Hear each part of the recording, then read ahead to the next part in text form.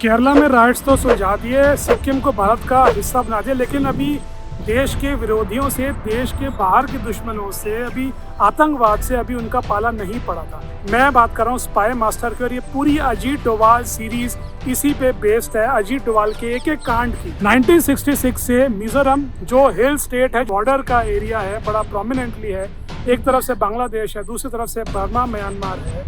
उस समय ये चाहता था कि जो असामी स्पीकिंग पॉपुलेशन है, हम उनसे अलग हैं, तो हमें अलग किया गया, हमें अलग माना जाए।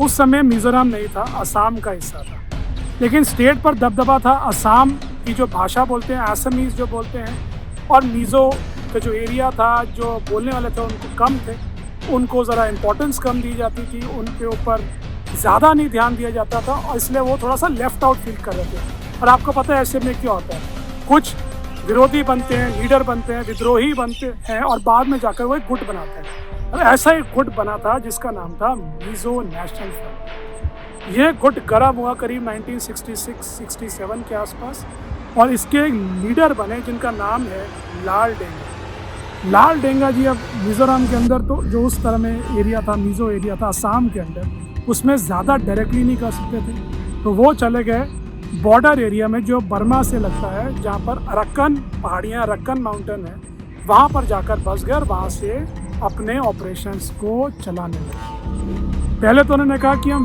विद्रोह करेंगे, मिजोरम को थोड़ा अलग करने की कोशिश करेंगे। फिर बात हुई कि हम तो भारत से अलग करेंगे, हमें साथ ही नहीं रहना, हमारे साथ पक्षपात होता है, हमें साथ ही नहीं रहना, हम मिजोरम को अलग देश बने। तो ये लाल डेंगा जी ने कहा था।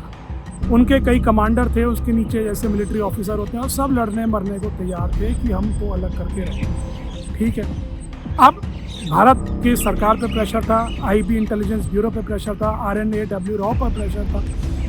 तो उन्होंने क्या किया कि उस समय जब सिक्किम में देखा कि अजीत डोभाल साहब सक्सेसफुल हो रहे हैं, उनको मिजोरम भेजा गया 1972 के। आईबी का एक स्पेशल यूनिट, सब्सिडरी यूनिट, जो वहाँ का समझ लीजिए एक तरह से पार्ट, एक लोकल हेडक्वार्टर, उसका हेड बनाकर डोभाल साहब को भेजा। अब जैसा मैंने पहले भी बताया था 2 एपिसोड में, डोभाल साहब अभी भी जूनियर ऑफिसर थे। 68 में तो उन्होंने फोर्स ज्वाइन करी थी, 72 की मैं बात बता रहा हूँ, तो वो अभी भी जूनियर ऑफिसर थे, पॉपुलर होते चले जा रहे थे, पर टेक्निकली जूनियर ऑफिसर थे। बड़ा रोल दिया गया कि आप इस सब्सिडरी यूनिट को, लोकल यूनिट को हेड करें। अब इन्होंने क्या किया कि सोल्यूशन पर बात करनी शुरू कर दी, इन्होंने जाते ही काम करना शुरू कर दिया। डोभाल साहब ने बॉर्डर को पार किया और अरक्कन की पहाड़ियों में पहुंचे, जिसे कहते हैं कि शेर के बिल में खुद जाकर चले। डर इनको किसी चीज़ का होता नहीं है, डरते किसी से भी नहीं है, तो ये पहाड़ी में पहुंचे। लाल डेंगा से तो पहले क्या मिले, इन्होंने उनकी ऑर्गेनाइजेशन को समझना शुरू करा, छोटे मोटे उधर के लीडर से दोस्ती करी, उनको बोला जी मैं आपके साथ हूँ, जैसा उनका स्टाइल है, मोडस ऑपरेंडी है, मोड ऑफ ऑपरेशन जिसे कहते हैं, मैं आपके साथ हूँ, ये वो ऐसा करते हैं, वैसा करते हैं, ये वो उन्हीं के बन जाते थे, तो उनके बन गए। करते करते उनको समझ आया कि लाल डेंगा के अंदर 7 कमांडर्स हैं, 7 कमांडर्स। तो लाल डेंगा का जो ऑपरेशन है, जो उनकी सोच है, उनको यही 7 लोग अंजाम देंगे। अब उन्होंने अपना दूसरा फेज शुरू करा। इन्होंने सोचा कि एक एक कर इनको तोड़ दें। इन्होंने फिर इन 7 से अलग अलग कर दोस्ती करनी शुरू करी। पहले उन्होंने एक से दोस्ती करी, फिर दूसरे से, करते करते उन्होंने 7 में से 6 से अच्छे संबंध बनाए, उनका बन के देखो मैं तुम्हारे साथ हूँ, हालांकि मैं देखो ऐसा करता हूँ, भारत ऐसा कर रहा है, हमें लगता है कि थोड़ा सा ना मिडल होना चाहिए।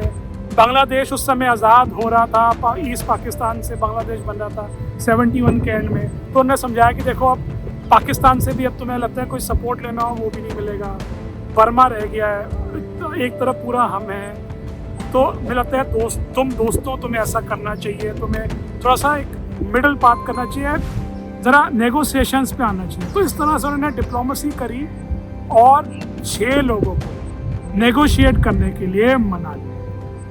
लाल डेंगा तक ये खबर पहुंच गई, तो लाल डेंगा को समझ आ गया कि भाई जब 7 में से 6 भारत की तरफ है तो मेरा काम नहीं हो सकता। लाल डेंगा ने नेगोशिएशन भारत से शुरू कर दिए, मान लिया।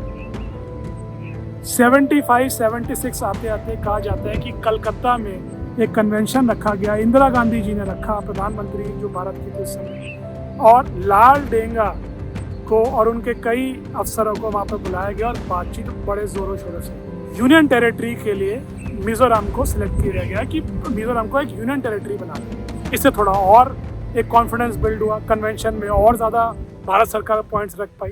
कन्वेंशन सफल रहा और लाल डेंगा ने कहा ठीक है हम हथियार डाल देंगे, हम भारत से अलग नहीं होंगे, हम भारत का हिस्सा नहीं।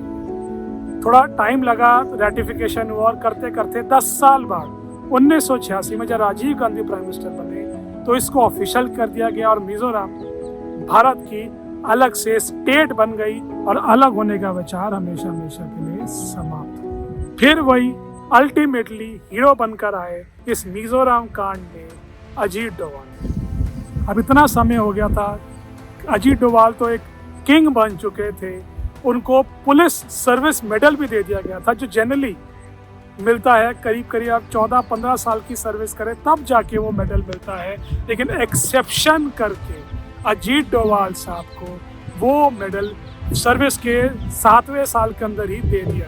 और आगे ये खत्म नहीं हुआ था क्योंकि इस समय पंजाब गर्म हो चुका था। ऑपरेशन ब्लू स्टार के बाद, राइट्स के बाद, गोल्डन टेम्पल पे हमले के बाद, इंदिरा गांधी जी के असैसिनेशन के बाद पंजाब जल रहा था और उस समय मिजोरम से पूरा फोकस चला गया पंजाब को और उसको भी अजीत डोभाल ने किस तरह से डिफ्यूज किया और उसके बाद कश्मीर को किस तरह से डिफ्यूज किया और इलेक्शन के ऊपर ला खड़ा किया। वो सारे एपिसोड के लिंक डिस्क्रिप्शन में आपको दिए गए हैं, ज़रूर देखें। अजीत डोभाल की सीरीज़ है, स्पेशल सीरीज़ है और सब्सक्राइब करेंगे तो ही आगे नोटिफिकेशन मिलेंगे। आज हमसे जुड़ने के लिए बहुत बहुत धन्यवाद। कमेंट करके अपनी राय ज़रूर दें। नमस्कार, जय हिंद, जय भारत।